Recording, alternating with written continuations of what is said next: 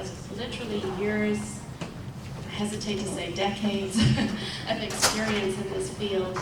I've heard him speak before. He's an outstanding speaker. He spent many years as a professor of psychology, right? And you're going to learn, you're going to see from his presentation what, that style and the knowledge that he has. So please join me in welcoming here this morning, Dr. Bob Geffner. Thank you. Okay. Well, I'm really happy to be here. It is sort of interesting how things go in circles, because when I first relocated back to Southern California, and we're now in San Diego, one of the first groups I actually worked with was your coalition, your council.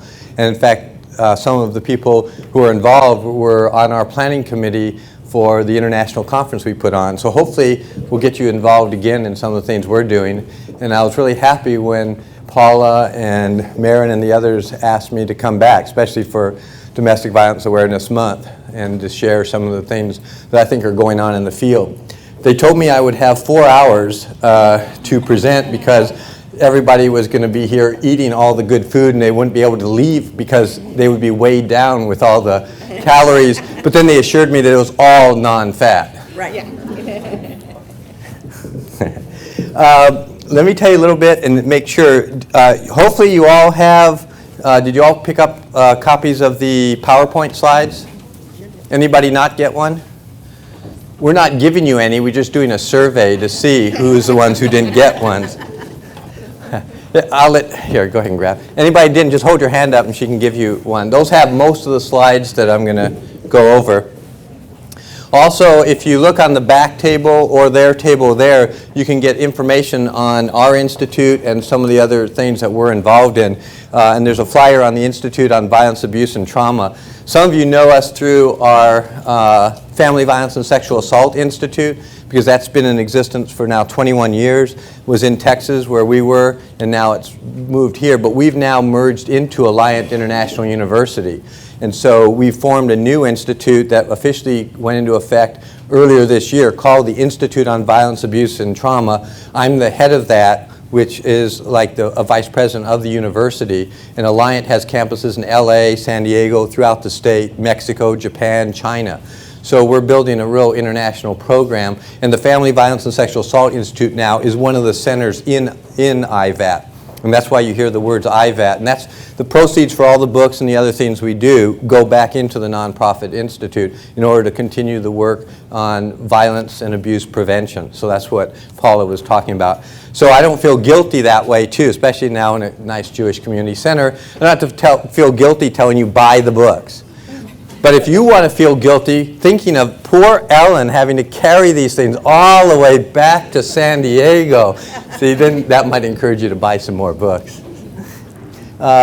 We also have a book list, and Paula's going to put the website, our website, on your website so that you can actually order. But I have about 28 to 30 of these, so if I'm going to actually, can I get somebody to help me for a second?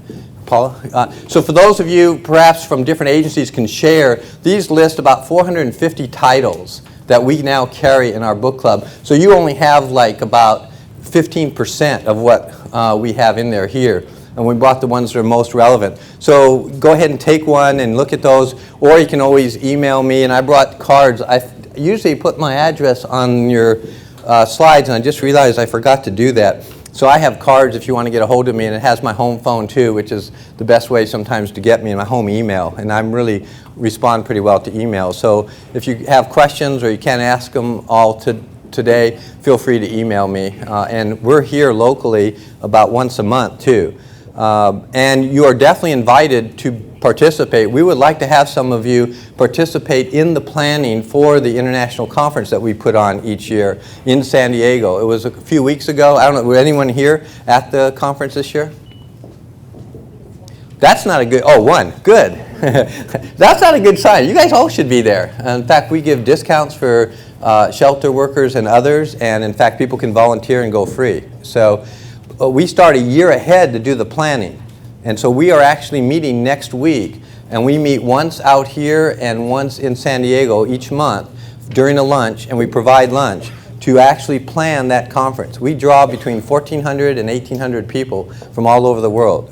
And we have all these tracks, and it's in San Diego every September. So if any of you are interested in being on that planning committee, it's like a couple hours a month. We meet actually down the street, almost, in Torrance, right across the street from Harbor UCLA at the Children's Institute. And we'll meet next Thursday from 11:30 to 1:30. So if you're interested, at the end, give me your card and I'll give you make sure they send you the information. We used to have a couple people from the coalition on the planning committee, so we'd like to have you involved again in helping us plan that. Okay, whoops, where's my, there we go. Okay, what I thought I'd do today is, in sort of a brief time period, a couple of hours, give you a thumbnail sketch of what I think are some of the key issues in the family violence field now, where I think we need to be going, what we've learned over the last few decades. And Paula is right, I've been involved in a few decades, but what she forgot to tell you is that we both started, Ellen and I, when we were 10. So just keep that in mind. So when you're trying to figure, we don't give ages anymore, and we also don't talk about the year, we just say, you know, decades. So what I was going to try to do is talk to you a little bit about the current research, what we know, what we don't know. Also talk to you about victims and offenders assessment, some of the models I think we should move toward, talk about some of the controversies in the field, and there still are quite a few. Also talk about some of the treatment approaches and some of the new areas I think we're going in dealing with either victims or offenders. And I'm going to go through a lot of these sort of quickly. I'll show you some film clips. And then each one of these topic areas is essentially a whole day lecture. So I want to at least give you a feel. How many of you are treatment providers for victims of spouse partner abuse, intimate partner violence? How many of you are providers for offenders? How many are providers for the children who are growing up in these families? How many of you are advocates other than providers? Okay. In the legal arena? Okay. In the law enforcement arena? Okay. How many fall into some other category? Okay. Students, oh, I heard somebody was a student, and some people are administrators, right? Okay. What other kind of categories? Healthcare. Oh, okay. Yeah, excellent. Any others? Any clergy? Oh, back there. Okay.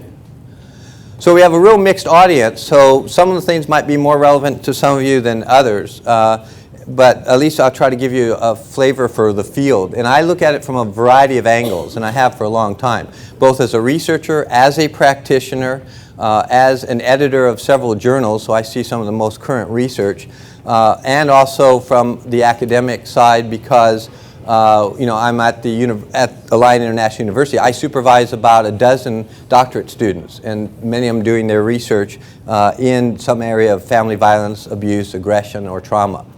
And you'll hear over and over today me talking about aggression, maltreatment, and trauma. In fact, that's one of our journals, and you'll see it on one of the flyers, because that is really the terminology that represents where the fields are going.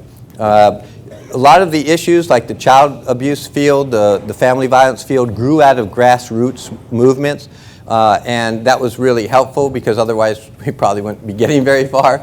But what's happening now is more and more research is being done, more and more people are getting involved in the field, and that's moving us into different dimensions, sometimes with resistance. I mean, there's a clash, unfortunately, between those sometimes who are in the advocacy movement and those who are in the academic arena or those who are on the front line. So we don't all see eye to eye all the time.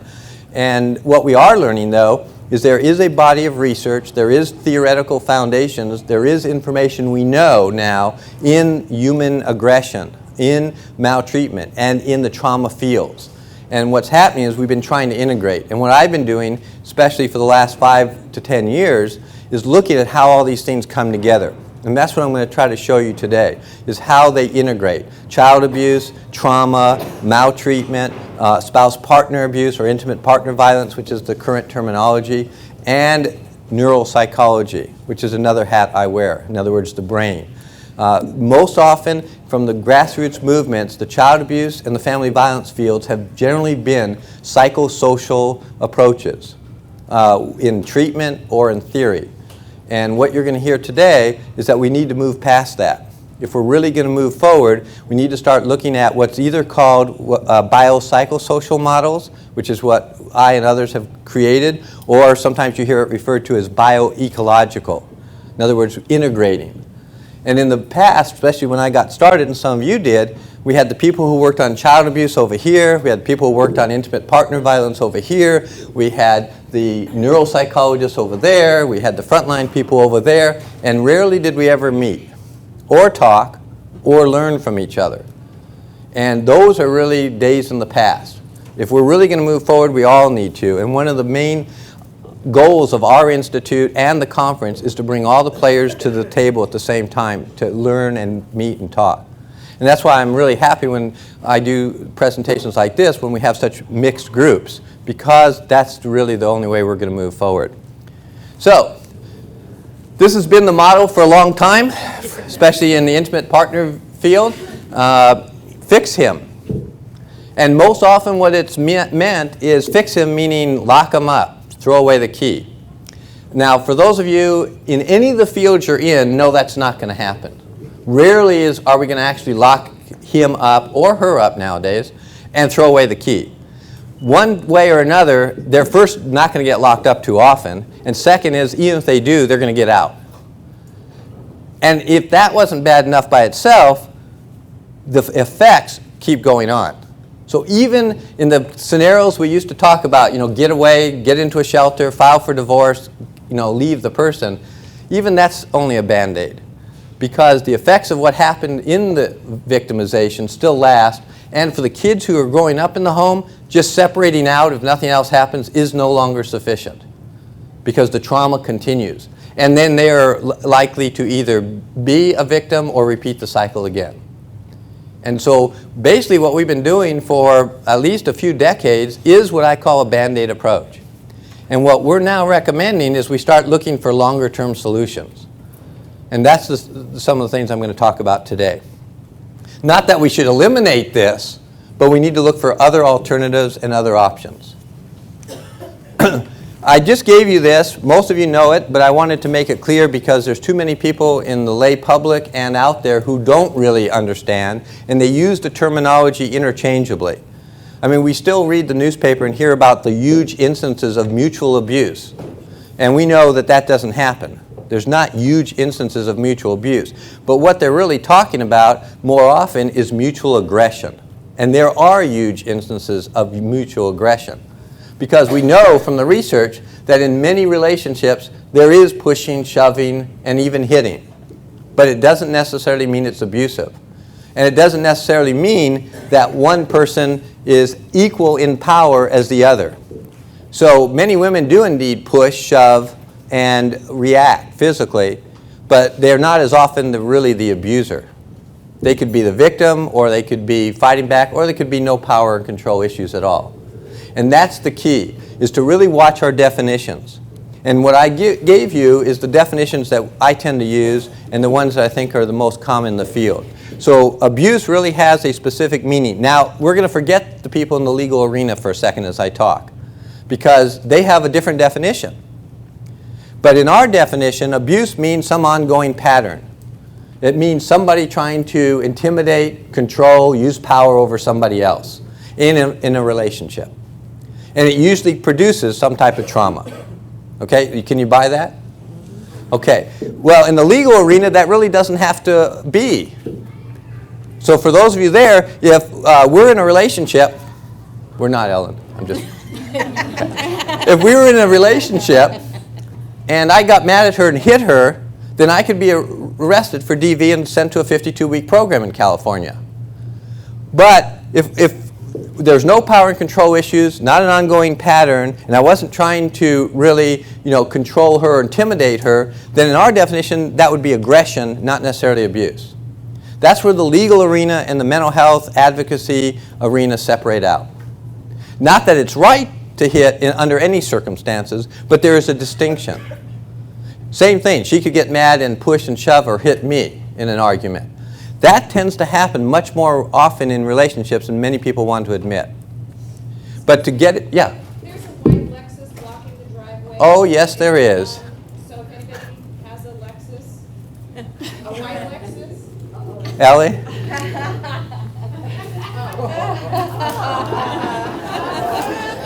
I unloaded all the books, and I was supposed to go back out there and move it.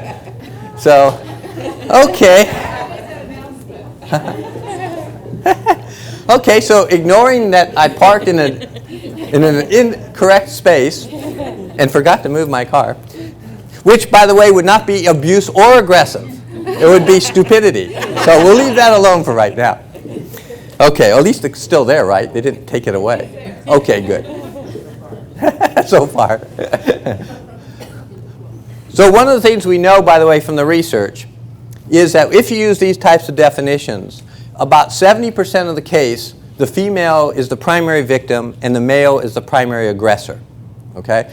More law enforcement, more statutes are finally using definitions of dominant or primary aggressors.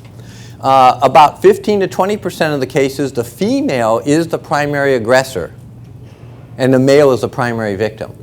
Somewhere around 10% of the cases, it really is mutual. In other words, we're both fighting for power and control, both trying to intimidate the other person. And that's what we really mean by mutual.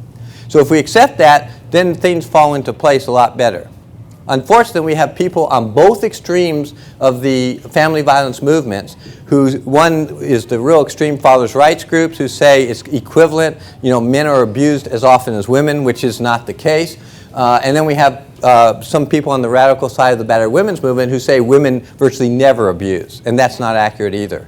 So you really do have both. And for those of you who work with offenders, and I'm going to show you a film clip of a female perpetrator who essentially is just like a male perpetrator.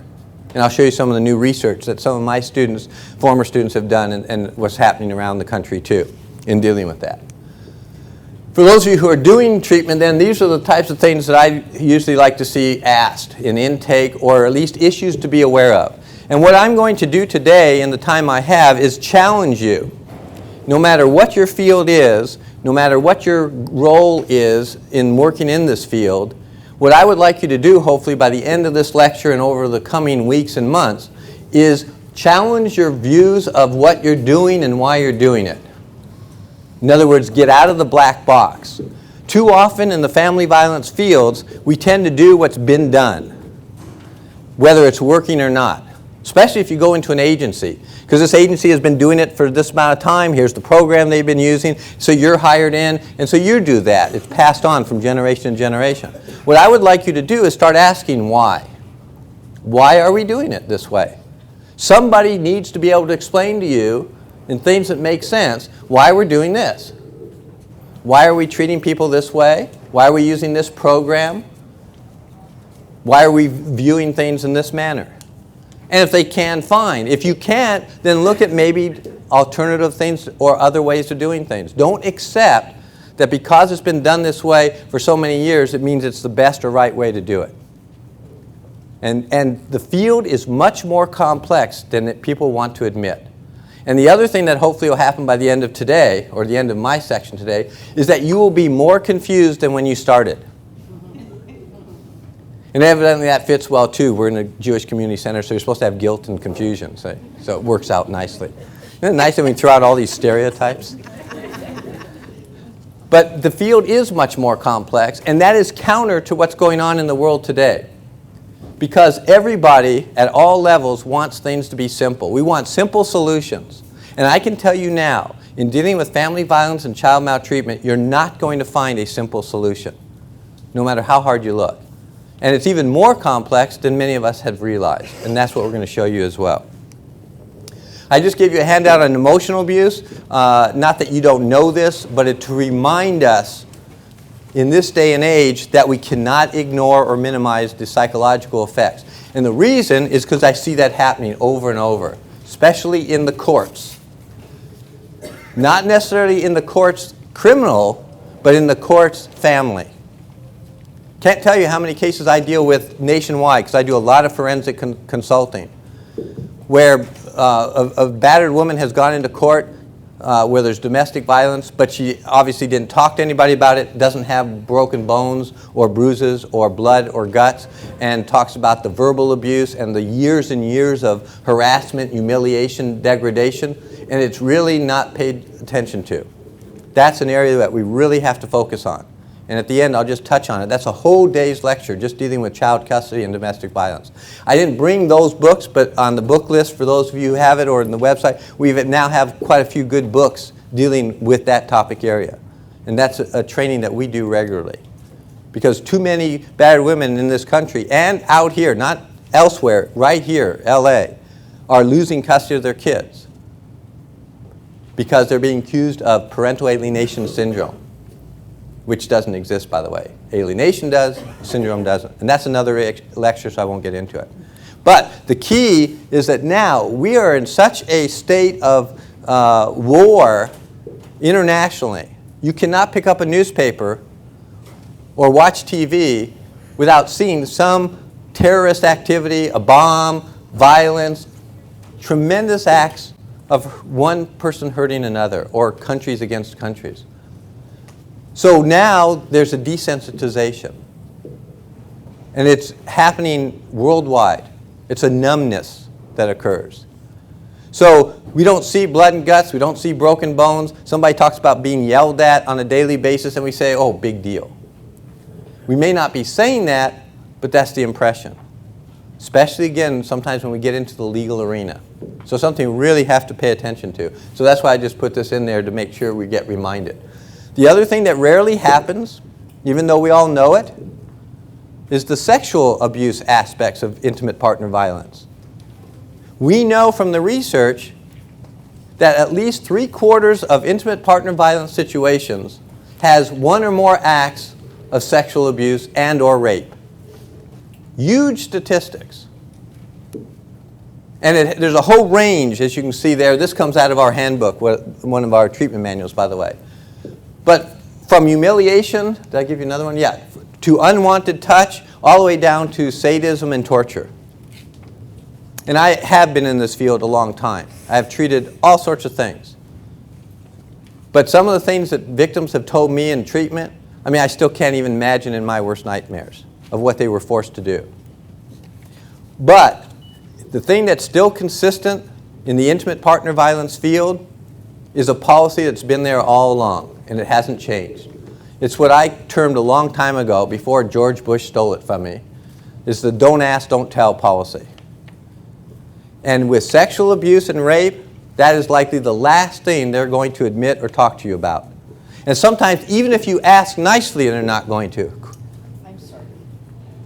Your slides you're going through Oh, are not... because they're in the treatment manual. So some of the ones, sorry about that. Some of the ones that are in various books or some other things that are already copyrighted, then I didn't give you.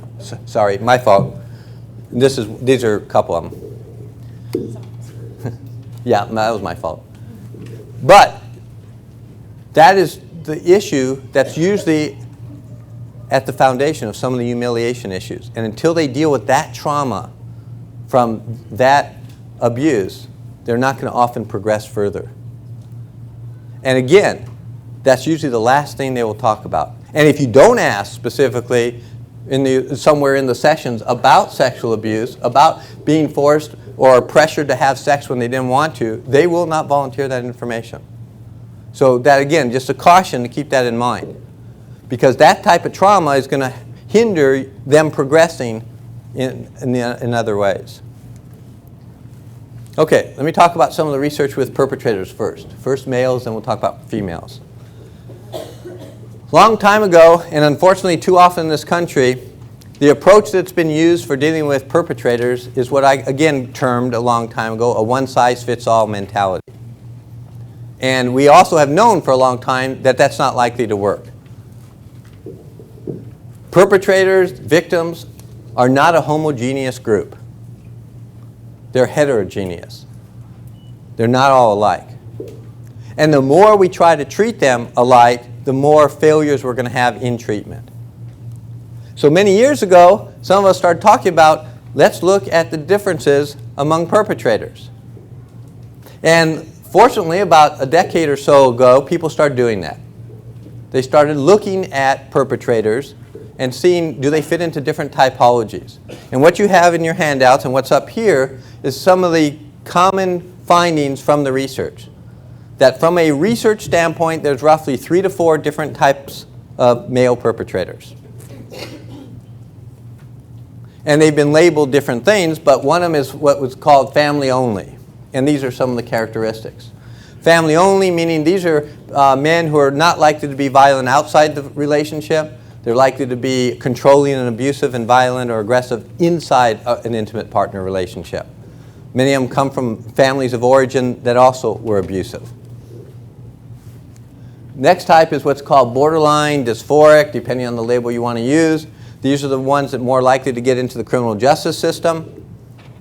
Again, you can see some of the common denominators here, from parental rejection issues, hostility toward women, tendencies to be dependent, poor communication, poor self-esteem. Difficult group to treat. The third type that was generally found is what's called generally violent, or in our terminology in the mental health field, antisocial. These are the dangerous guys. These are the stalkers. These are the ones that are likely to be aggressive, violent, and controlling in or outside of the relationship. Tend to have poor attachment relationships, tend to have low self-esteem, and substance abuse tends to be a component in all these at different levels.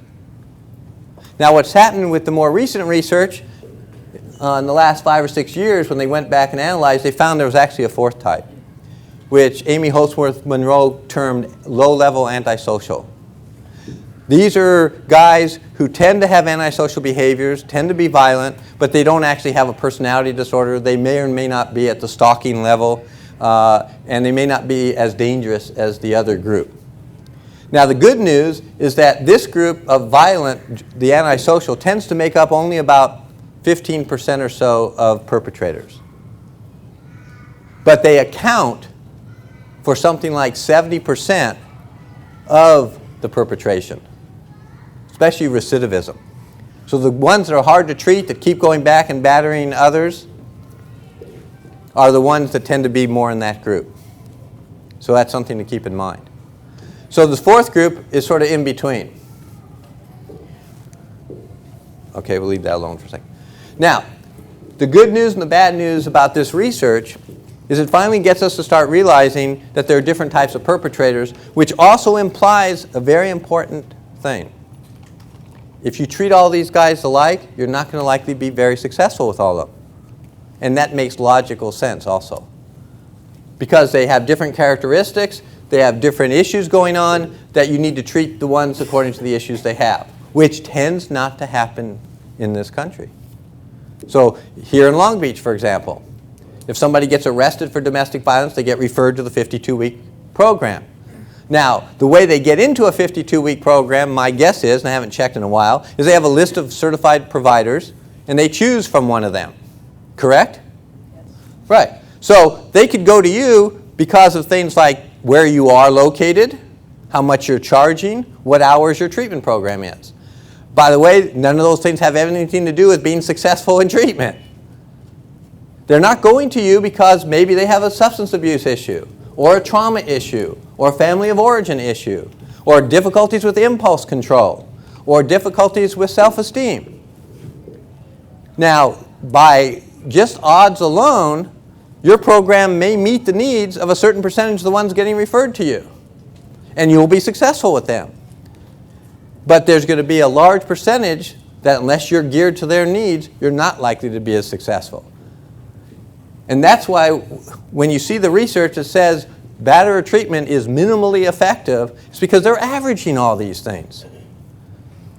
When you use a one-size-fits-all mentality and people get referred, no matter what their particular situation is, then you're going to be successful only a part of the time, and that's what the research shows. And then certain programs are even less successful than others. Unfortunately, they tend to be the majority of what's being used in this country, which we'll get to later. But that's something to think about. How do you deal with the particular people who are sent to you for treatment? Are you doing an assessment, which we're going to come back to? Are you then getting them into a program that meets their needs? When you do that, success rate goes up drastically. Instead of moving toward that mentality, what's happening in this country is we're going backwards. And now there's a thing called the New York model. I don't know if you've heard of it. The New York model is being really pushed because they're saying, well, now we've done the research and batterer treatment doesn't work, so we need to go back to our roots, quote unquote. What are our roots? We need to arrest them more often and lock them up for longer periods of time. A, that's just not realistic. B, we don't have enough jails. C, they're still going to get out at some point. And D, as all of you know, many of the victims don't want that. So, and I can go on to E and F and G as well, but we'll leave it at that. So that's where you need to challenge your mentality again. The other part of this aspect that's important is, yes, we know there are now different types of groups. This is a research statistical finding, not a clinical finding. All right, why do I make that distinction? Because what we also have realized, and if you looked at the characteristics on these 4 types, is there are some distinctions, but there's a lot of overlap. So substance abuse is a common thing. Low self-esteem is a common thing. Violence in the family of origin is a common thing. However, they're not the same percentages in all. When you have a particular guy in front of you, though, it is going to be very difficult to say which type he fits into, because statistically these are different, but clinically they're not as different. So statistically, if 40% of this group has substance abuse and 60% of this group has substance abuse, well, that's still a high percentage. So when you have a particular person in your office who has substance abuse, where do you put them? And that's what we've learned, is that clinically, these typologies may not be as helpful because we can't make clear distinctions. If you send me 100 perpetrators, I can tell you, 15% are likely to be in this group, 30% in each of the other groups, plus or minus, and you may be able to do that statistically. But when you're looking at a particular individual, that's not as helpful. So keep that in mind. Okay, switch gears for a second, and then we'll come back to this. And let's talk about what people haven't wanted to talk about for a long period of time. In fact, when I started talking about female perpetrators 10, 15 years ago, people would boycott some of the presentations because they got mad. Because we know all females are always victims. And if they're ever hitting, it's always in self-defense. How many of you worked with female perpetrators? Okay. You know then that's not true. There's a percentage who are like that. There is a percentage who get arrested who are primary victims. They finally did fight back, and that's when the police came out. He had a cut on his face. She's off. And by the way, in case you want to get things more complex, you can actually go to some of the radical fathers' rights groups' website, and there's a template for how to set up your wife. And I've had cases, and that's how I found out. That's exactly what he did. He decided he wanted out of the relationship, and he was going to find somebody else. I think he'd already met her. So what he did is he pressed her buttons. I know that never happens to any of you guys. And she got really angry, and she hit him and did cut, and he called the police. They came out. He had a cut. She admitted, because primary victims are the most compliant of all people. Yeah, I got mad and I hit him. Well, that's all the police officer needed to know. She was arrested. He filed for divorce the next morning and filed for custody. So there are templates on how to do that, how to set somebody up, and it is happening. But there's also a percentage where she is the primary perpetrator. She is the one who is abusing, intimidating, and controlling him, contrary to stereotypes. So I've given you some handouts from some of the research. And the other thing in our society is it's okay for a woman to hit. I mean, there's films, and I think I have a film clip I'll show you, and you'll see that, where, it's part of the stereotype. It's sort of cute when she slaps him and gets mad in the movies. And so we don't think of it as a big deal. And so the stigma for a male to come forward as an abuse victim is even worse or higher than a female to come forward. And we already know how hard that is. And we've ignored that area for a long period of time. And this is one of those cases where watch what you wish for because you may get it. Battered women's movement has pushed for years for mandated and pro-arrest policies, which we almost all have everywhere, right? But what started happening is because of those policies, and they went out, and she was the one who was hitting back, then she got arrested, or they both got arrested, and all of a sudden the statistics started jumping up, and it caused a lot of alarm.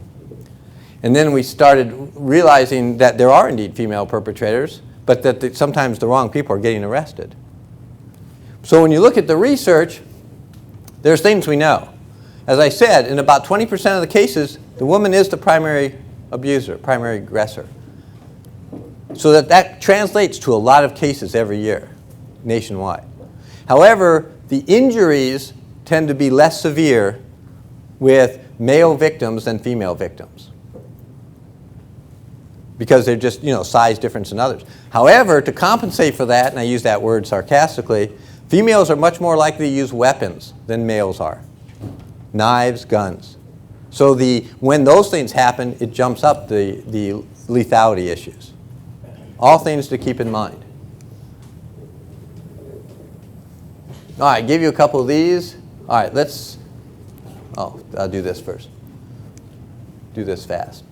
When you interview women who are in programs, these are the types of things they tend to say as to why they were aggressive. From, my partner wasn't sensitive to my needs, I wanted to get his attention, he wasn't listening to me, I wanted him to stop him from bothering me, I know he won't hit back because of whatever's on the bottom of the screen. He's been taught it's okay to hit. That. Or for excitement, or for any of those reasons. That's what they actually say when you ask them in many of the cases. This was research done by one of my former students, and hopefully it'll be published next year, where what she actually did is qualitatively study dominant female perpetrators. What was interesting, for her to find that sample, she had to screen 100 women in treatment programs to get the 10 who truly were dominant aggressors. And that, again, matches our statistics, about 10%. And so these are the most violent, most abusive of the women. These were ones that would fall into that antisocial category, more or less, for women, just like we had for men. And this is what showed up in her research. A history of victimization. Identification with masculine gender traits. They viewed themselves that way. They viewed themselves as aggressive. They tended to have substance abuse problems. They tended to have emotional abuse issues with the partner. And this is their way of fighting back or dealing with it. They perceived themselves as dominant in the relationship or relationships. And they also had a history of violent behavior. So you see, these are similar to what you would get when you're dealing with male perpetrators, who at least got to a point that they would admit these things. Now that is a difference, by the way, in treatment. Is the females tend to admit and accept responsibility much sooner than males do in treatment.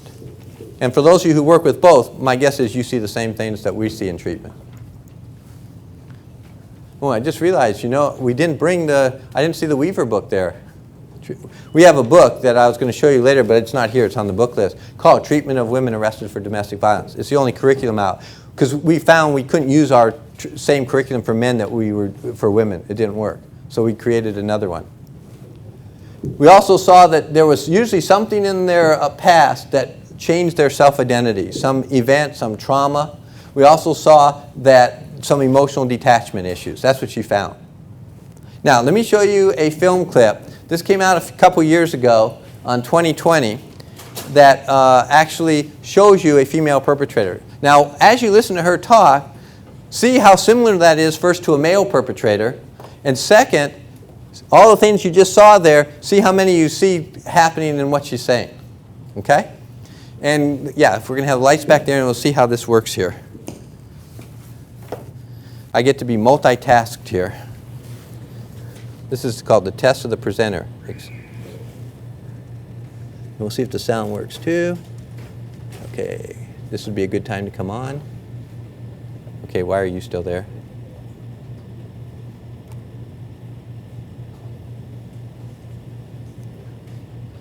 Okay. Many wondering, how Get- come get the lights- women okay. better a man? It happens a lot more often than you think. I put my fist in the window, I hit him, in the face, and he was bleeding. I just hauled off and punched him on the back of the head. I've cut. I've given them black eyes. I've blackened their whole face where it's not even visible. What else? Fighting. All of these women have been convicted of some type of domestic assault in order to undergo a year's worth of counseling for batterers. According to surveys cited by the Centers for Disease Control, though women are much more likely to be victims of domestic violence, surprisingly, men are battered by their partners more than 800,000 times a year. I would do anything. Sock them, put my hands around their neck, choke them. Angela Corey was a serial abuser. Tell me some of the other injuries that guys had sustained from you. Ear bleeding, like the bruising really bad, and my fingernails, pulling the hair. One particular boyfriend, I would just scratch up his face with my fingernails. Meeting her today, Angela comes across as a bubbly, wholesome California housewife. Look, I'm adored by so many people. People think I'm the greatest thing in the world. It's hard to imagine, but Angela says she was once downright vicious, battering 15 different boyfriends. She's telling her story now to help dispel some of the common myths about women and violence. The conventional wisdom is that women who are involved in domestic violence are acting in self-defense. Not all the time. Do you remember the first time you were violent with a boyfriend? Yeah, I didn't get my way. So I reacted. I chased them with knives, What would trigger your anger? calling me names, maybe getting in an argument over something silly. Just getting my point across. I had to get it across, and to get it across, I used my fist. And so who were these guys? I mean, were they smaller than you? Were they No, 98-pound weaklings or? no, and that's the funny thing. Most of the men that I dated in the past were anywhere between 6 and 6'7", 225 pounds, and I'm tough. Did guys ever hit you back? They tried, but I just got worse. Did you ever get the sense that what you were doing was wrong? Not until I started my classes. You really thought, No, everybody does this. Just nobody knows. not just that you're not the only one, but that it's okay to hit. Yeah, he made me act this way. Do you think women are harder to treat in a way than men? Yes, Why? they're much harder because they start from a place where everyone sees them as victims. Everyone sees them as victims.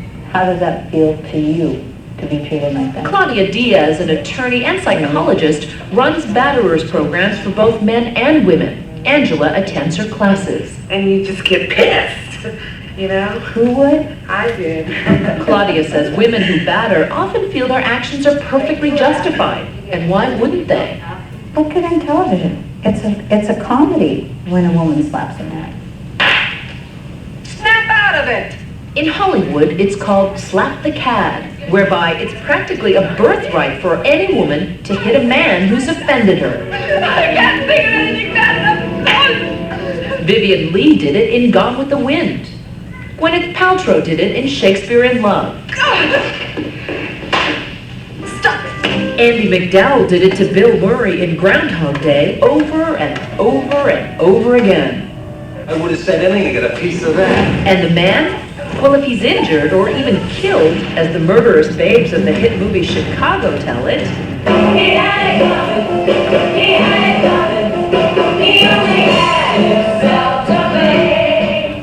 Violence really is a way that couples communicate with one another. University of Pennsylvania dean and psychologist Richard Gellis is one of the authors of a controversial landmark study which found that though women are 7 times more likely to be injured by domestic violence, women hit men about as often as men hit women. Men will often batter because they want to be left alone. An awful lot of the women I interviewed who use fairly extreme forms of violence, including stabbing their husbands or boyfriends, said very specifically and consistently, That was the only way I could get him to put the paper down and pay attention to me. Angela is a case in point. You start to yell and scream and you're not getting their attention, so you kind of vent out and hit them. Have I got your Yeah, attention have I now? got it? You know, did you get it? The violence usually got her what she wanted, but when it didn't, her anger would escalate out of control. If I wasn't stopped a couple of times, I think I wouldn't be sitting here with you now. I would have been in prison for murder. One particular boyfriend, I'll never forget, he was on the floor and was begging me to just stop, and I didn't. I just kept on hitting him until someone stopped me. And as you were kicking this guy who's begging you to stop, what's going through your mind? Don't mess with me. Don't piss me off like that, and then this won't happen to you. Like most women who batter, Angela says she learned to be angry early. As a teenager, she says she was molested by a trusted adult. I wanted to kill the person. I couldn't believe that he could do that to me. Angela says flashing back on that same rage at being violated may have contributed to one final horrifying assault. Late one night, she and a boyfriend had come home from a bar with a couple of friends. He wanted to kind of make out a little bit in the bedroom, and I'm thinking, no, we got company out in the living room, come on, let's go. And then he pushed me down on the bed, and when I got up, he went to kiss me, and I bit his lip off. Clean off. Clean off. I felt something in my mouth, and I spit it out, and it was his lip. And he called the police. It seems incredible that it took 15 boyfriends and countless acts of violence before Angela was reported to the police. But men who've suffered abuse say they know firsthand how that happens. Whether they've been subject to years of battery or a single brutal incident, men rarely call for help. You know, I guess I was afraid of being laughed at. You're supposed to take it like a man. Yeah, supposed to take it like a man. Preston Kincaid's then wife blackened his eyes and broke his nose. But he says it never occurred to him to call police or go to the hospital. What do you think made you stop? Going to jail made me stop. It did. I'm telling you, reality hit me that day like nothing, because I thought, this is forever. Angela says she swore off violence during her week in jail, but it took many months of counseling before she had a true change of heart. I learned that it's a lot easier to control my temper than I think it is. 3 years ago, she married her longtime friend Adam Corey, and they say their relationship has been entirely free of violence. How different are you now than you were before when you were still violent? Instead of getting upset, I walk away, calm myself down, we talk about it. You know, I can go 1, 2, 3. You know? Sounds like you have little tricks up your sleeve. You know, sometimes What do you do? Count, take deep breaths, and just kind of say, you know, let it go. Let it go. 5% of men who are abusive of their partners are also abusive of their children.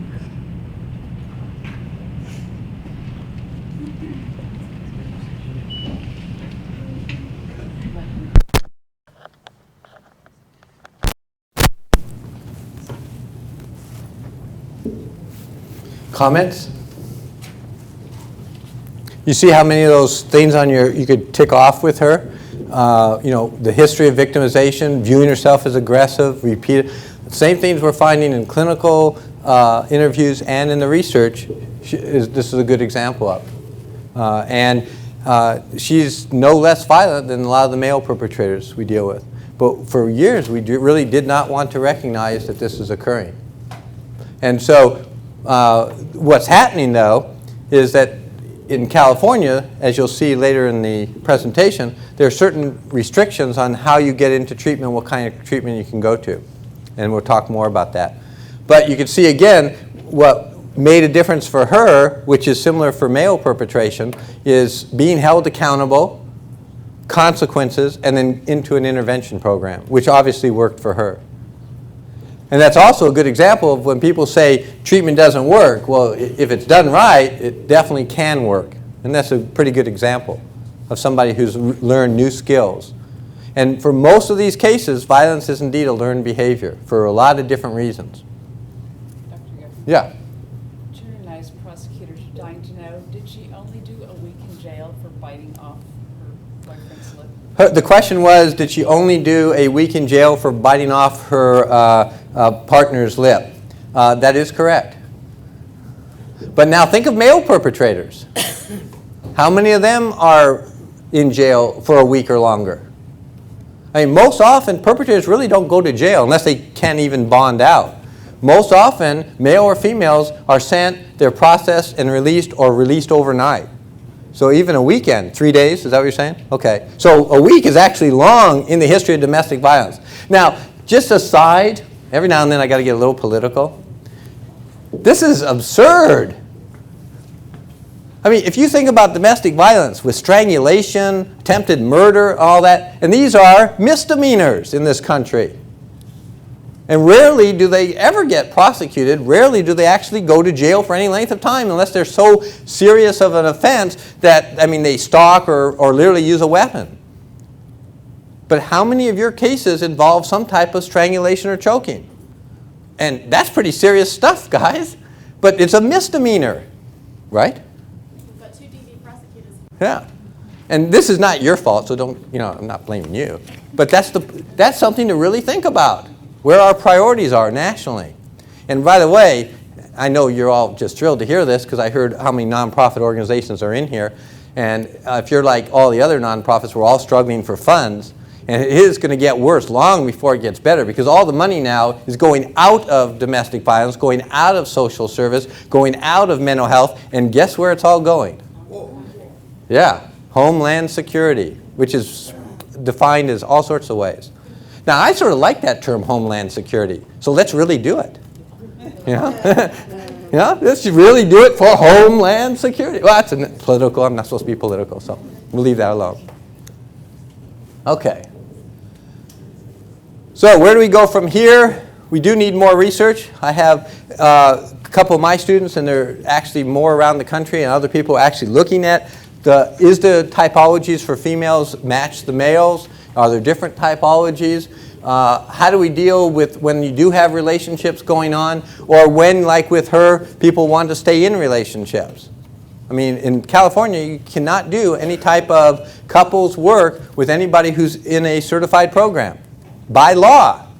And that's actually in many other states, too. So we're going to come back with that issue at the end. And by the way, that is highly controversial. And I'm not talking about marital therapy. I'm talking about abuse-specific couples counseling. So if you are, how many of you are certified offender treatment providers? So that means you cannot work with couples, or you lose your certification in California and Colorado and lots of other states. One of the books that Alan Rosenbaum and I did that's over there is called Domestic Violence Offenders, Current Interventions, Research, etc. And we wrote that because so often the statutes and policies don't match the research and clinical information or evidence. It's political ideology, and that's one of the things that happens with couples. And way back when I helped build a shelter for battered women, and this is decades ago, our director who I had hired, she was excellent, and she started realizing back in 1979 that, too many of these women were going back to their abusers. And there were a lot of women who said, we really need help because I want to stay together, but I've got to stop the violence. And so we developed an alternative that I'm going to show you later on today for abuse-specific couples counseling. That was 25 years ago. That was very effective. That can't do in California or many other states now because it's mandated by law. And by the way, there are still people today who will not talk to me after 25 years because we developed that kind of alternative. That's how controversial it still is. So we'll come back. So where do we go? Well, what I've been suggesting for about the last 5 years is let's get away from typologies. Let's get away from one-size-fits-all for victims and offenders, and let's start looking at risk factors. What are the things that we need to pay attention to in intimate partner violence situations? And I gave you a list of all sorts of things that show up in the research as things to pay attention to. And I highlighted a few because these have been key issues. And some haven't been looked at in the family violence field. Attachment disorders, neuropsychological impairment, meaning brain impairment, trauma history. Those three, for example, are rarely looked at in working with victims or offenders of family violence. And yet, the research is showing that those are significant issues. So think of your own intakes with victims or offenders, and do you do something in your intake that looks at some of these issues, or in fact, theoretically, you should be looking at all these issues. You should look at what their attitudes are about power and control, their gender stereotypes, substance abuse issues, assertiveness, communication, empathy, psychopathy, stress, trauma, depression, prior abuse histories, and what I'm going to show you, and you have handouts, are readiness to change. That's the term that's used now basically to talk about motivation. How motivated are they to change their behavior and attitudes and beliefs? And that's something you're going to hear me say over and over. Attitudes, beliefs, and behaviors. Because if we're really going to get away from the Band-Aid approach and we're going to look at long-term solutions, that's what has to happen. Whether, again, we're talking about victims or offenders or the children in the homes. Their attitudes, beliefs, and behaviors need to change. And that's when you have success. Too often we don't. Criminal justice system, for example, doesn't care about their attitudes or beliefs. It's a justice system. In other words, you just don't do anything that's going to get you arrested again. In our system, that's going to not necessarily work, because then they use psychological tactics. And that's what you need to do in your programs. Is what you're doing changing their attitudes, beliefs, and behaviors? And if it is, that's good. If it's not, let's revisit it. They have a substance abuse history. They have a trauma history, like the woman you just saw in the film, who was raped as an adolescent. Had difficulties with attachment relationships. Prior abuse history. We don't know about brain impairment because we didn't assess in the film. We don't know. But let's say you actually ask those questions and you find those are issues. Now that you've identified them as issues, do you actually have something in your programs that will work on those issues? Or, secondarily, hopefully while you're all in this room, are there other people in the room who do have those approaches that you could refer them to? That's what we mean, or should mean, by a coordinated community response. That sounds good on paper, but is rarely practiced. Now, how often do you guys refer to each other? I.e., willing to lose money and give somebody else your client? That's what we really need to do. Because there's no way, no matter how good you are, how good your program is, you can do all these things. But with the people in this room, somebody can develop things that do work on these. And that's how a coalition, in my view, should really work. Is then you find out who in here can really work with substance abuse, victims or offenders. Who in here can work with trauma. Who in here can work with attachment issues.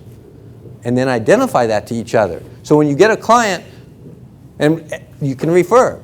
Now what happens is the mentality changes.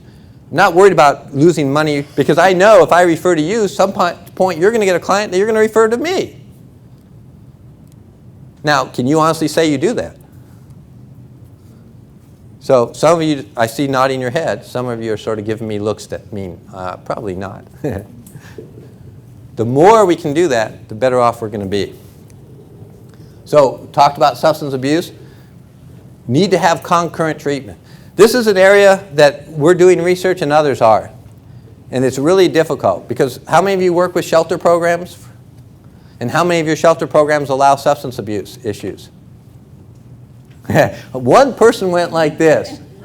And there's actually only two in this whole Southern California region that literally will work with substance abusing domestic violence or battered women.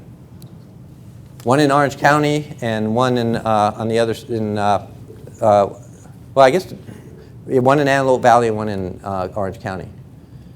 And the issue is, that means what they do is they're not going to tell you.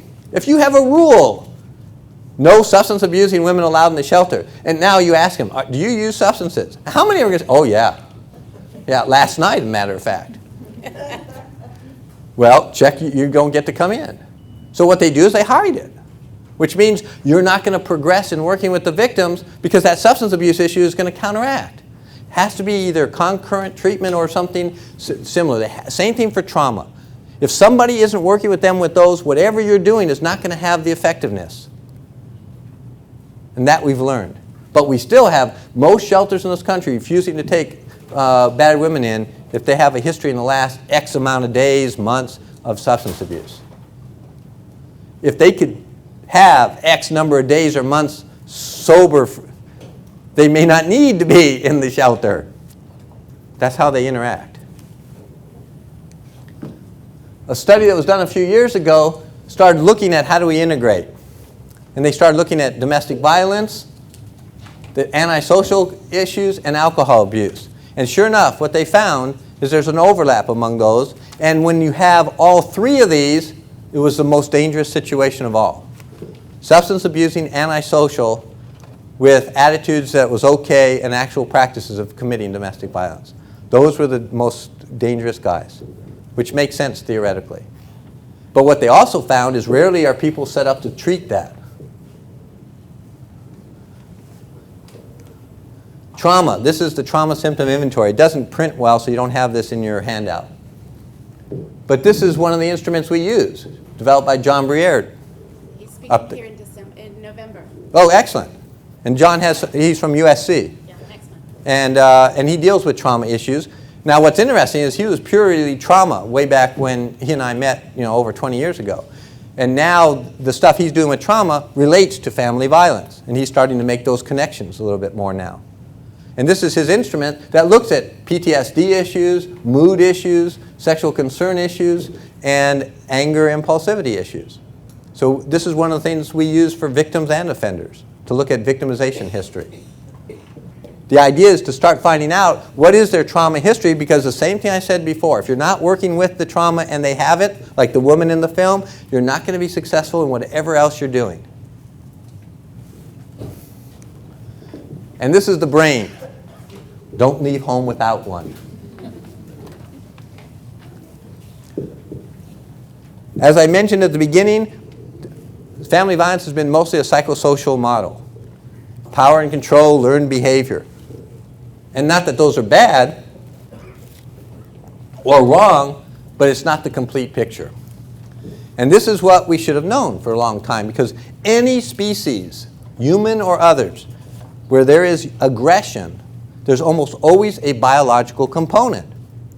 Except the family violence and child abuse arenas grew up with grassroots, so they never looked at biological issues. In fact, it was a no-no to even think about that, because that would, quote, just give the perpetrator another excuse for their behavior. You don't need to give them an excuse, but we need to understand. And what we've found over the last 20 years now, 15 years actually, not exaggerate, is that the brain is involved. Any of you actually know neuropsychology? Oh, good, excellent. Okay, well, neuropsychology is the bridge between medicine and psychology. It's how the brain affects behavior. Well, what's interesting is we know the brain is involved in every behavior, so why wouldn't it be involved in aggressiveness?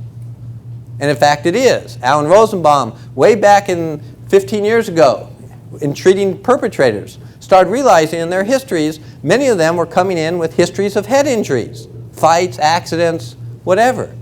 So as a good researcher that he is, started saying, is there a connection between this and domestic violence? And he started finding 2/3 of his perpetrators had a history of head injury. Now, by the way, that really ticked me off when he found that. And we met at a convention, he was telling me about this, and as soon as he told me, I knew he was right. Because what ticked me off is I'm the neuropsychologist, not him. I should have figured that out before him. But don't worry, I am in treatment for that. So I want you to know that. But that is correct. And in fact, for those of you who actually work with brain injuries, one of the things that happens when somebody's had a head injury or a stroke, we prepare them and their family for changes in behaviors. Depending on where in the brain they are affected, It could produce impulsive reactions, it could change personality, it can produce aggressiveness. But I and others never made the connection. So we actually did research also, and we actually looked at the brain functioning through neuropsych evals and quantitative EEGs of a group of batterers referred to us for domestic violence, a group of men who were referred to us because of closed head injuries, and another group of men who are in treatment for depression and other things, no history of either. And what we found on the neuropsych evaluations is that, in fact, the batterers looked just like the closed head injured men on neuropsych evals. In fact, we statistically could not distinguish those two groups. And about 2/3 of the batterers showed up with mild to moderate brain impairment in what's called the frontal temporal lobes of the brain. And those are the, yeah. Isn't there a chicken and an egg thing going on here, though? Because aren't they, the fact that they were... I did not do any evaluations of chickens. And I never did that. So just wanted you to know. I sound like Bill Clinton. Never, no, anyway, go ahead. The fact that they were had aggressive tendencies in the first place may have caused the head injuries, you know? Don't know the answer to that. That's actually Paula's point was, which came first, head injuries or aggressiveness? We don't know. Could be either or both. But it's a factor is the key. But we do know that if you do indeed have a head injury, it can produce aggressiveness even when it wasn't there before. But if you have a history of that, it could exacerbate it. That's why it's not necessarily a causal only, it could be just a risk factor. But what we do know is it is involved. And these areas of the brain, frontal, temporal, are the areas that control impulsivity, inhibitions, aggressiveness, mood, all those things are controlled by those areas of the brain. And those were what were showing up. So in fact, this is an example of one of the batterers on a quantitative EEG. The colors aren't the key. The key is the blue and the brown mean abnormal brain function in those areas of the brain. This is the right frontal, left temporal. This is a typical profile for a closed head injury. Somebody hit something or got hit here, the brain bounces back and forth, it causes damage everywhere it bounces. And I can, again, give you a whole day on this. But the point now is it was relevant, it showed up in our research, and now is widely recognized that indeed we have to pay attention to that. And in fact, we did a whole series of neuropsych evaluations on capital offenders, a whole other database when I was in Texas. Great place to do research on capital offenders. But what we found with our large database is in most of the violent offenders, something like, again, 60 to 70% had indeed brain impairment. Which came first again? Don't know, but it's there. And what happens now, how many of you know about shaken baby syndrome? Okay, what essentially is happening is that you're shaking the head so hard that you're causing the brain to bounce back and forth, and that produces closed head injuries. With an infant, if you shake hard enough, what you actually do is you sever, well, I go back to the, here, you're severing the brainstem, that's what causes death. So what happened when we actually interviewed is child abuse. Or, for those of you who work with victims, what happens when somebody is getting hit in the head, slapped around, shaken, knocked against walls, or on the floor, or strangled? All those things can cause concussions, loss of oxygen to the brain, and can produce brain impairment. Now, for many people, you may not notice any behavioral change. For some, it could be significant. The key is it's a factor that we haven't paid attention to. We've now paid more attention to it for offenders because we actually have some research, ours and others, that looks at it, and we can say there's a relationship. What we don't have as much research on, and I've been trying to get a couple of my students to do it, is looking at victims. Some of the hardest people to treat and to get out of their self-defeating behaviors are victims who have been severely traumatized, and they keep making decisions that are counterproductive. In other words, you can't get them off these substances. We know why they're using it, to self-medicate, to cover the pain, but you can't get them to do that. You're trying your best to keep them empowered, to change their attitudes, and they're essentially going on in court and saying, he didn't do it. Some of the hardest people to treat. But have we ever paid attention to the reason maybe because of the brain impairment? Because the areas of their brain are the same things we've been talking about. Executive function controls decision making, controls ability to problem solve, to regulate activity. And these are the same things we see in some of the victims. And so some of the victims that we did neuropsychs, because they killed their spouse and we were able to do it, showed up with the same pattern of behaviors. Now, is that because they were beaten for so many years? Is that because they're victims of child abuse? I can't tell you. But I'm going to show you some research for children, and that may help answer some of your questions. Yeah?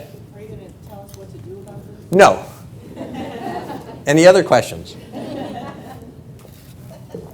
I could tell you some, but then again, that's a whole day long thing. But, I mean, what you can do is we're going to need to pay attention, and then we're going to need to deal with it directly. And how do you deal? The short answer is stress management, treatment, dealing with the areas that are problematic, and what's called compensation. If parts of the brain aren't working, help kick in other parts of the brain. That's the quick and dirty answer. But it's more complicated than that even. This is the model we created, Alan and I. And you have it in there. I'm not going to spend a lot of time. The real thing for you and for what to pay attention to is this is a biopsychosocial model. It means it's looking at the psychosocial factors, it's looking at the biological, neuropsychological factors, and it's looking at the situation. And the advice for you is you start paying attention to all those things in intake, and if they show up, need to look at it. For some, what's going to be helpful is medication. If because of their brain functioning they have a really low threshold, victims or offenders, and they can't process information, can't focus attention, those are the kind of people that at the snap of a finger they're off, and the victims will tell you it's like he became another person, he lost control. Don't assume that's just a random excuse. It could be what's going on is there is brain impairment issues there. So what you may need to do is teach stress management. You don't give them an excuse, but you teach stress management, and you make sure that they don't hit this threshold. And sometimes medication can help modulate that for victims or offenders so that your psychosocial programs can work. It's not like we're eliminating something, we're adding to it. And that's... Does the ADD enter into anything? Yeah. I mean, I can keep getting more and more complex, but let's hold off on ADHD. But the simple answer is yes, it's another factor. And that's another lecture too. So I'll come back and do another one sometime if you want on that. I'd be glad to. But, I mean, that is all a factor for adults and children as well. In other words, keeping that in mind. Now, the argument is, oh, now we just gave them another excuse. I can't help myself because my brain is damaged. Well, let's go back to a substance abuse analogy. How many of you treat or work with substance abuse? Okay, so some of them have a predisposition to substance abuse. You say, okay, well, that's good. You have a predisposition, so that's okay. You can go out and batter and do whatever you want because we now know you have that biological process. That's not what we tell them.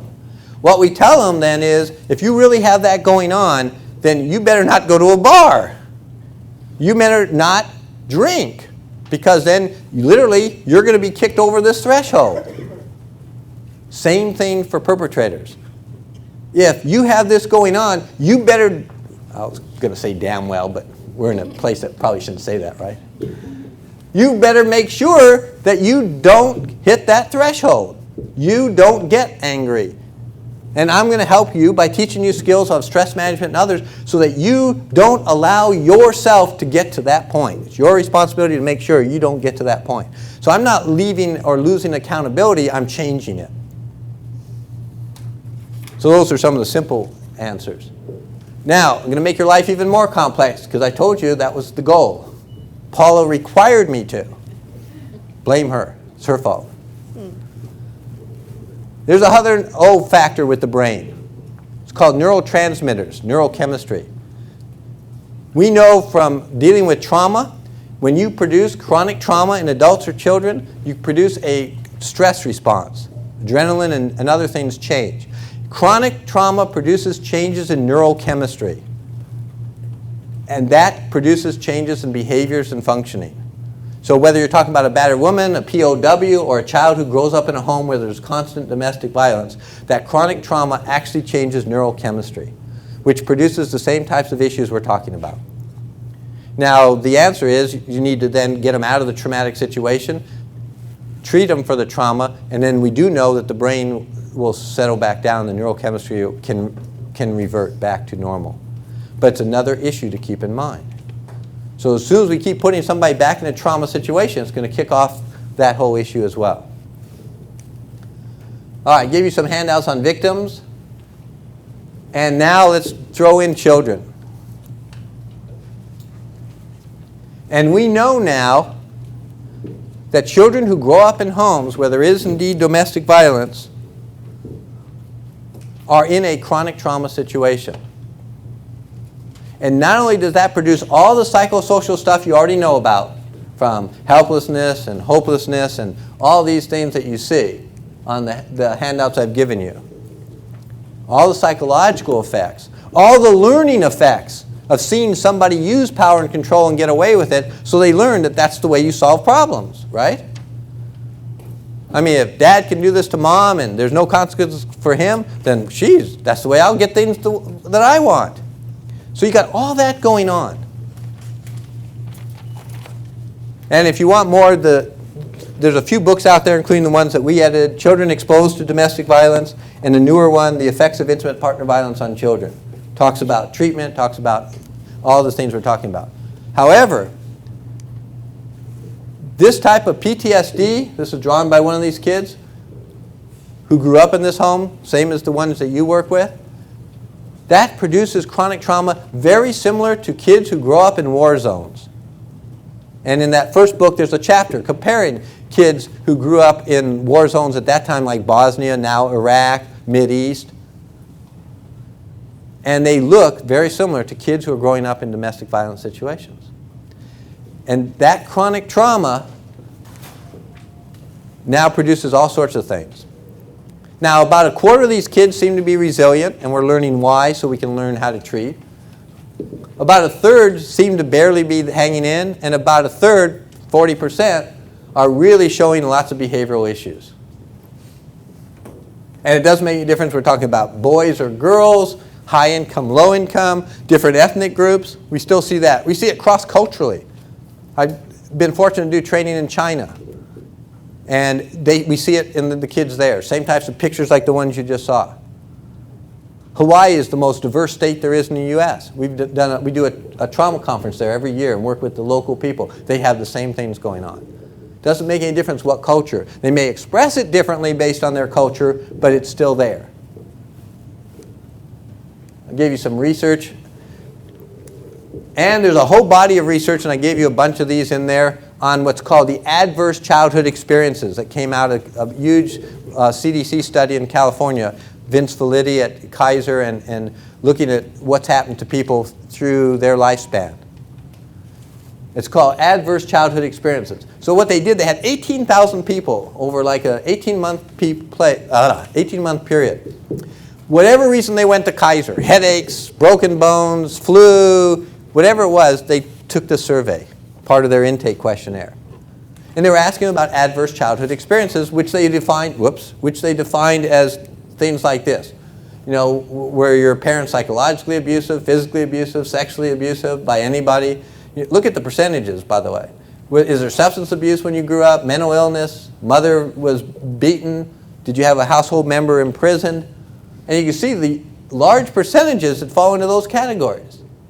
Each one was called an adverse childhood experience. And then what they did is they looked, and over half the sample had one or more adverse childhood experiences growing up. And then what they did is compared all sorts of tons and tons of variables. And there's a whole body of research. In one of the books, The Cost of Child Maltreatment, that isn't here, but it's in the book list, there's an article on this, Vince Felitti. And one of the things they found is that the more adverse childhood experiences, the more symptomology that the person expressed as an adult. No matter what it is they tested, they ended up with charts like this. This is looking at adult alcoholism. And if somebody grew up in a normal, healthy family, they had low levels of alcoholism. If they grew up in a family with lots of that, an 8-to-1 margin of likely to be an alcoholic as adult. Suicide attempts. Rarely occurs in the population, but as soon as you build in all these adverse experiences, it jumps way up. Intravenous drug use. No matter what they plugged in, the same pattern of behavior. Look at this. Being a victim of rape or attempted rape. Not very likely. Jumped way up to 30%, over 30% if they had 4 more adverse childhood experiences. Why? Why would whether somebody rapes you be related to how you grew up? Ideas? Yeah. Decreases self-care, and so you may be in high-risk positions. Doesn't cause it, but you may be in riskier situations because you're using drugs or you're maybe having sex with more people than you would normally choose to. You're in. Yeah, what she said, decrease in self-care, self-esteem, more high-risk behavior, all those things, exactly. What happens with adverse childhood experiences, we're not blaming the victim. It's not your fault you get attacked. But vulnerability is the term we would use. It produces vulnerability, just as you were saying, low self-esteem, low self-care, high-risk behaviors. And so vulnerability is exploited by exploiters. They look for who's vulnerable. Domestic violence offenders or rapists, same idea. They look at who they can exploit. And it shows up.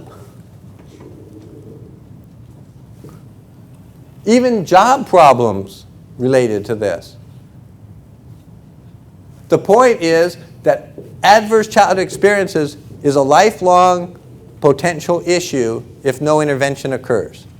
And growing up in a domestic violence situation becomes high risk. Now, these are all psychosocial issues.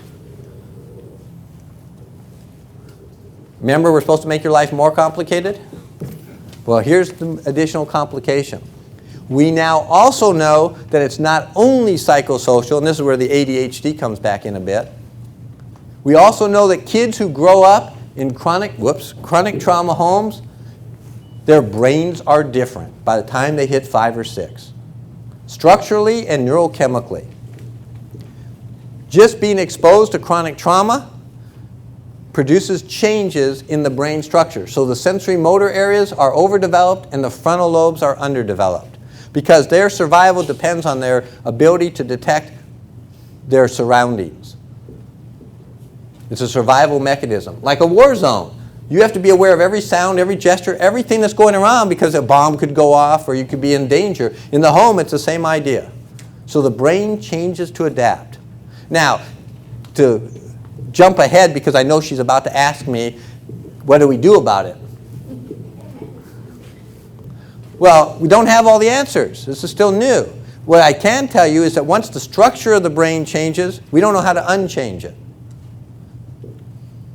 But what we can do, again, through counseling, through other interventions, is hopefully train other parts of the brain to kick in. But if you ignore the biological, neuropsychological, then you're going to be in trouble again. And ADHD is another factor because true ADHD is a neuropsychological issue. But there's a difference now because you can get the exact same symptoms growing up in a chaotic, abusive environment as you can from true ADHD, which is why it's the most often misdiagnosed, incorrectly diagnosed disorder of childhood. Some of those who have it aren't correctly identified. Some who don't have it but are acting out because of all the things we just talked about are diagnosed as ADHD. And again, that's a whole other lecture. But at least you should be aware of that. And now again, there are books on all these, on how to treat them and also how to identify. And we talked about readiness to change. So I gave you a bunch of handouts to tune you into the new research.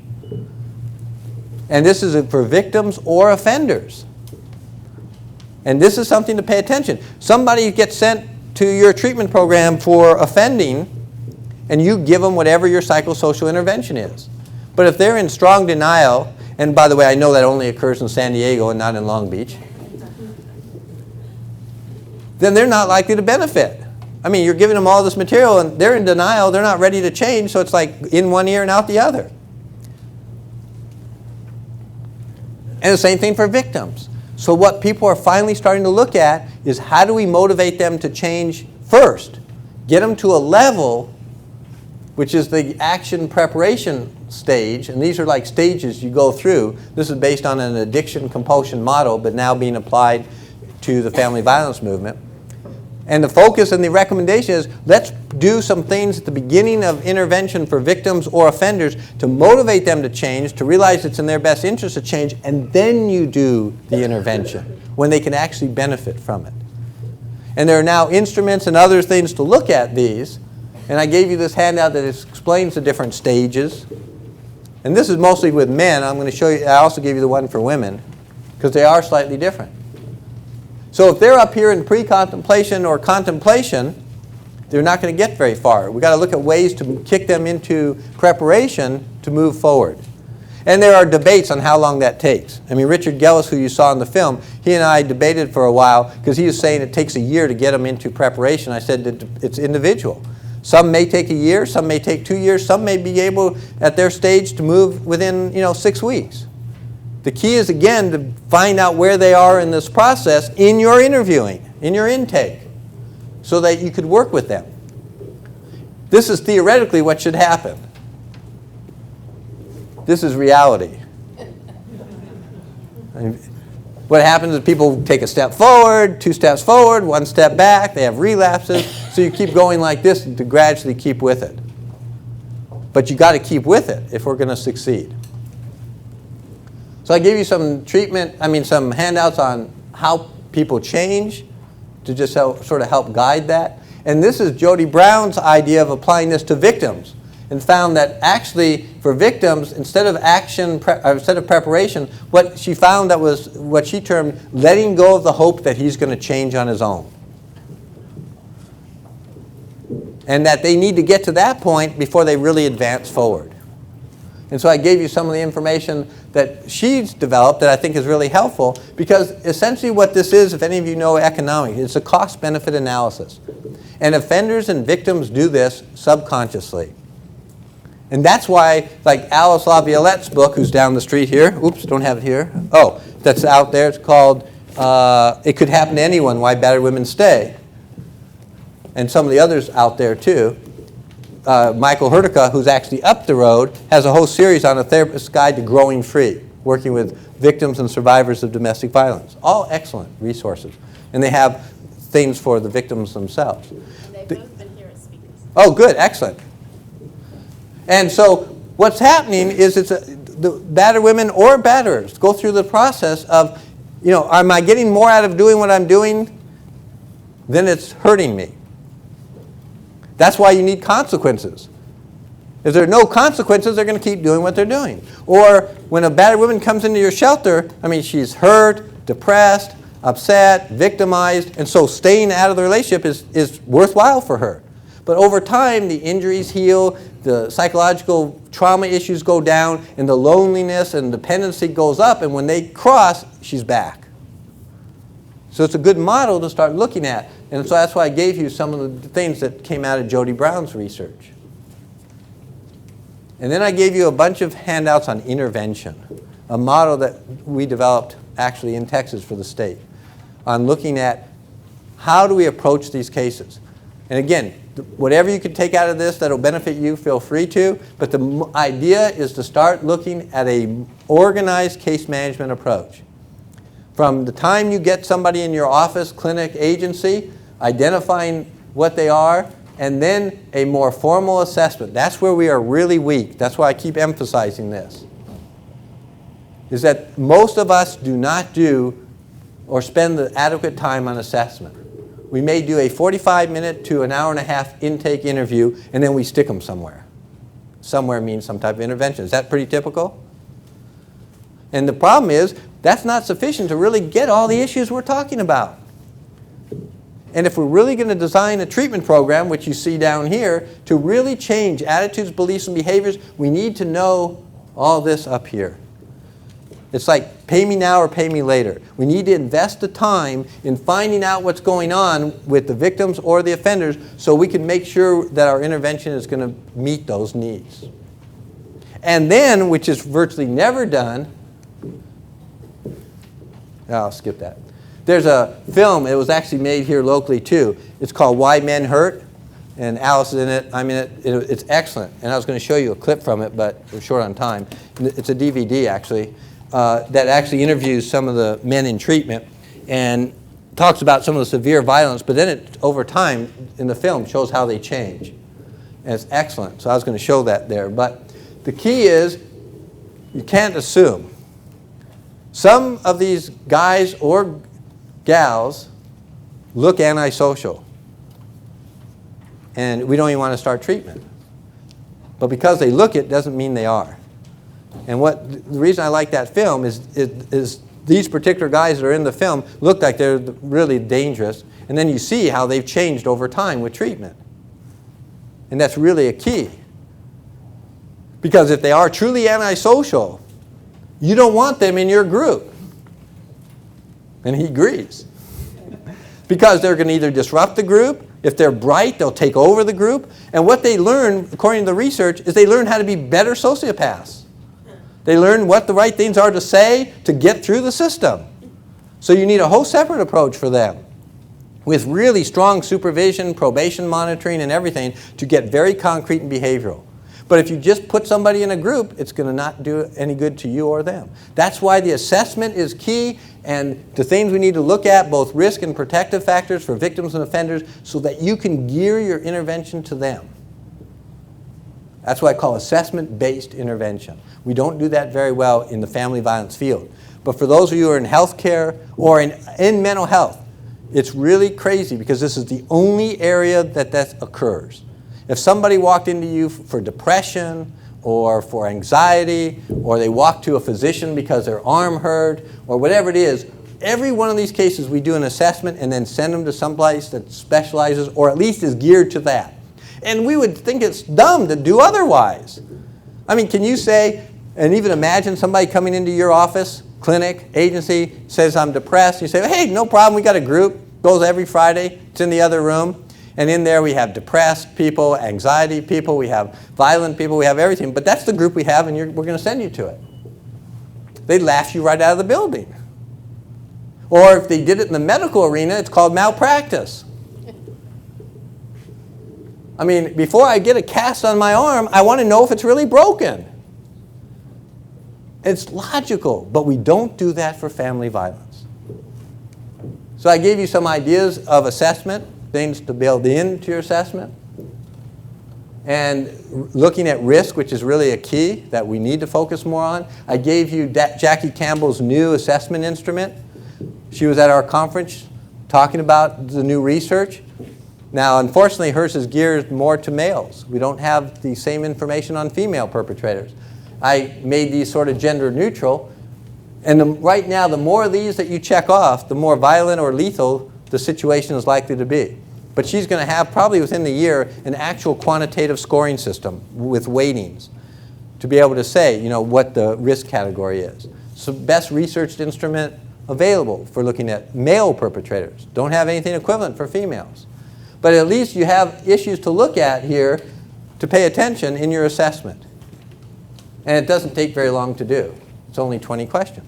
But you need to have information from the victims, either directly or through police reports, to get an idea if the perpetrator you're working with is in this category.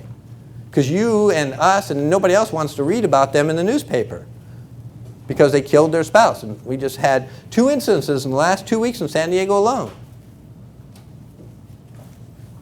And then this is a quick and dirty fear index for victims. It's just a research instrument, just to give you an idea of how afraid they are of their partner, which is a pretty good sign. So I've given you a whole bunch of things. And again, to beef up your assessment, these are the things you want to make sure. So look at your program and see through your intake or other questionnaires, and you can email me or I can talk to you at other times about particular questionnaires you can use. I showed you the trauma symptom inventory. There are other ones you can get that you can just have a client fill out in the waiting room that could provide you a whole bunch of information before you even see them that could help you then decide, you know, what are the issues you need to deal with. This is one of my favorite cartoons. You all sit so patiently, I decided it's time. Now, some of us in a different generation remember Lassie in a different context, right? And this is, lastly, get help. Now, how many of you remember this part of it?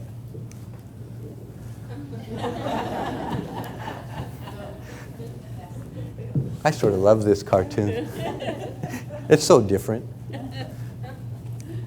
Okay, so intervention. These are the decisions that you have to decide when you're doing intervention.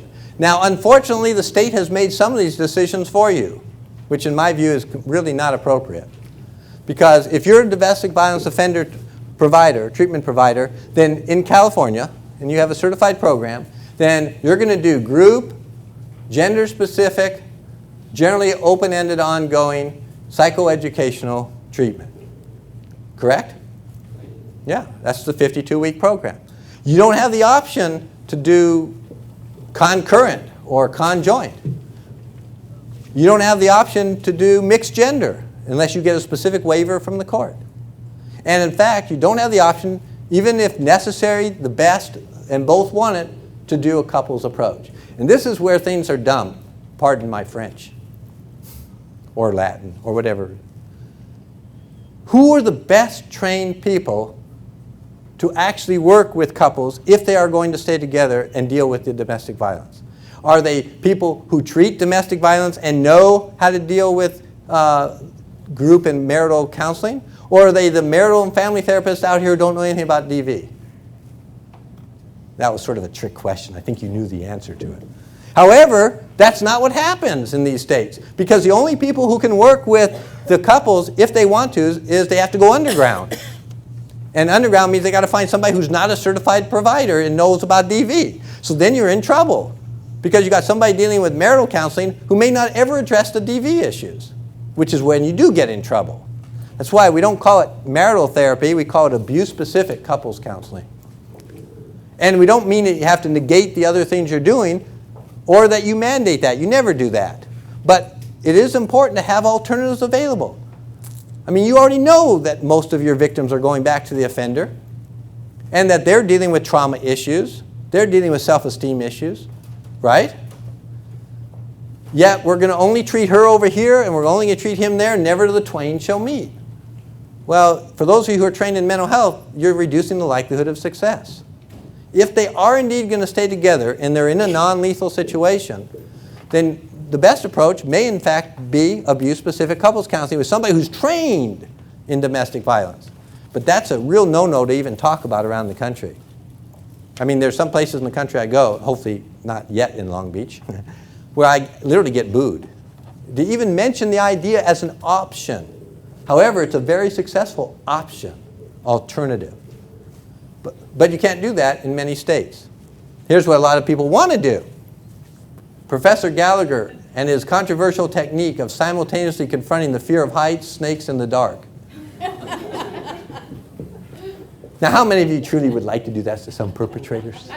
Come on, fess up. Here's what some of the new research shows. Arrest only or non-completers are not going to be completely successful at reducing recidivism. And this is the most broad definition of or not most restricted definition of recidivism. That means rearrest. We know there are tons of cases where you have recidivism, but they don't get rearrested. But even looking just at that data, those who drop out of completement, those who are incarcerated without treatment, are the worst recidivators. Yeah? I'm sorry, I have to ask. No, you don't. Yes, I really Okay, you do.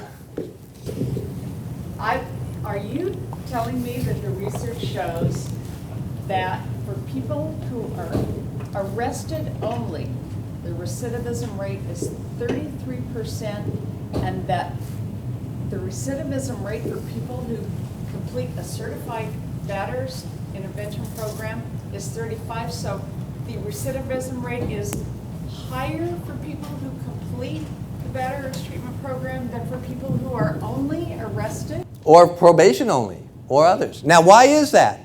They learn all the tricks from the other people. Partly, but now let's go back. Let's think a second and why that might be. Now, this is nationwide. Okay? Now, think about what programs are nationwide. A, they tend to be not non-professional run, In other words, peer providers or people who come out of shelter or battered women's movements, not people necessarily trained in dealing with offenders. About 80% are Duluth model power and control models. Now, if you've paid attention today, which I know you all have, you realize that's only one part of all the things going on. And if that's all you're focusing on in treatment, you're not going to be very successful. And by the way, and there's some great parts of Duluth, and we've got permission to use some of that in our treatment program. However, it's a punitive, shame-based power and control model program. And what we know from the research is that does not tend to work for a majority of perpetrators. And so if most of the country is using some type of thing, then this is exactly what you find. And that's almost the exact percentages that Duluth finds with its own programs. In fact, if you go to their training, they say, if you're a battered woman, don't rely on my program to make you safe. Well, see, I take a different approach. If I can't rely on a program to change attitudes, beliefs, behaviors, there's something wrong with the program, and you need to look at that. And that's for each of you. If your programs don't change attitudes, beliefs, and behaviors, we need to look at who you're treating or what you're doing. Because this is what shows up. Now, when you have programs that meet the needs and do the things we're talking about, you double the statistics. Recidivism goes way down because you're changing attitudes, beliefs, and behavior. You're not making them more angry. You're not creating more hostility and resentment, which is what's going on here. Look at this. You just lock them up, then that creates more hostility, more resentment, more anger, and they learn, how to be better at it. That's why, again, simple answer isn't going to work. Now, these are nationwide, so we're not looking at particular programs because you're averaging. And that's to keep in mind. And so if somebody goes into treatment and then they drop out, I lost it here. That's the highest rate of recidivism. And that's why it's so important to work together with the courts, which is what you do, and you have a good program in Long Beach, that there are consequences. They're not allowed to just drop out or disappear. They got to be followed up or rearrested, something. You don't let them disappear. And as soon as they do that, as soon as the reputation gets out that they can disappear, then the program is shot because there's no consequences. And that's why what you need to start looking at, if you don't already do that, is some of the handouts I gave you are in some of the books, which is getting away from a shame-based system and getting into a empowerment-based. And we tend to do this more with victims than offenders, by the way. But if they have trauma issues, if they have shame issues, and those, again, of you who work with offenders, you know those are issues. And if you're going to be punitive-based, bad boy, you're going to kick off all sorts of things. So empowerment-based programs, this one comes from David Decker, Daniel Sonkin has one, ours is based on that. It's a different approach. And I gave you some handouts on solution focus. We have books on solution focus. It's a different way of looking at victims and offenders. It's helping them change. Because not changing is not an option. Ooh, I have a really good film. Can I show it? This is a 2-minute clip, then I'm going to race through some other things. Let me show you this, because this is really good. Not that everything else wasn't.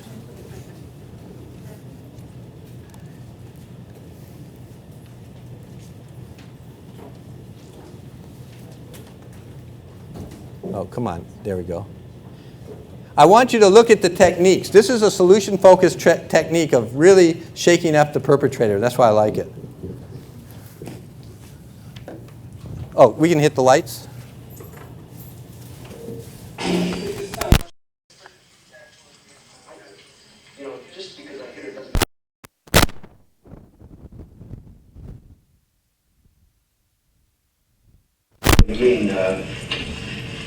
Look, she just dragged me to that point, and it happens. I don't feel anything. Oh. I feel nothing. She makes you hit her? That's right. You got it. Because you know what that says to me? It says that you give her a lot of power. I bring home the money. I make the rules. And I have the power. If she doesn't like it, she can take a walk. And anybody else can walk too. But a dog can walk if you don't like it. But you just told me that she makes you get mad, she puts you in jail, and she's the reason why you're sitting here. That's right. That sounds like she has a lot of power to me. It sounds like she controls your life.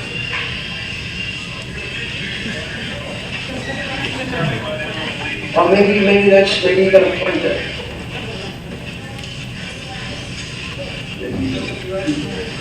Do you like to be controlled like that? I never thought of it before. I don't. Well, you think I'm being controlled? I don't know. Well, you just told me that she controls you. You're like a puppet. Well, I didn't say You just that. told me. Well, that's what you said. And I'm thinking about it. Maybe you've got a point. Well, I don't think so. I'm in charge. I'm in charge of my house. You're in control. That's right. Because you make the money, right? Because you make the rules. And if she doesn't like it, she can walk. Anybody else? Because you're the boss. Go ahead and walk the ball, all the way down. You know, it's no big deal, but that's the way it is. It's America, right? Land of the free, home of the brave. You think you're free?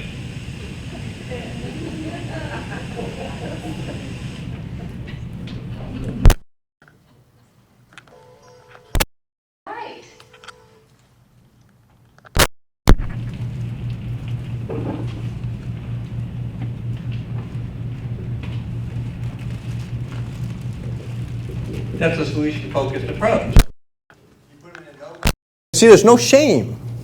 There's no punitiveness. And then they went a little too far. They had him, and then it's like they had to go that extra step, and then he backed off a bit. But that's the approaches I gave you some handouts for. It's the solution approaches. And I gave you a bunch of handouts on intervention techniques. What the research shows, and the more of these, again, that you have in your program, victims or offenders, the more likely it is you're going to be successful. And then I gave you, and this is matching, which is a paradigm shift. Getting away from some of the things we've been doing. That's what I've been recommending. And then this is the treatment program we developed years ago in its 4th edition, Ending Spouse Partner Abuse. They could be used for offenders, couples, victims. Each has different. There's a workbook. Not that it's the best or only one. There's a variety of ones we have. But this shows you the type of things we talked about today and how each one here first deals with the interventions. Look at the modules here. The things that we talked about built in for victims and or offenders. So whatever program you develop or use should at least have these types of things in it. Because that's what the research says is going to be more effective for victims or offenders. And then eventually getting to empathy training and role reversals. Now again, there's pros and cons to open-ended groups versus fixed groups, and we can deal with that another time, but it's just something for you to pay attention to. I show you some cartoons I'll flip through. We tried sharing our anger like you said and found out we're both mad at you. If you ever disappeared, all I could give the police would be a description of your fingernails.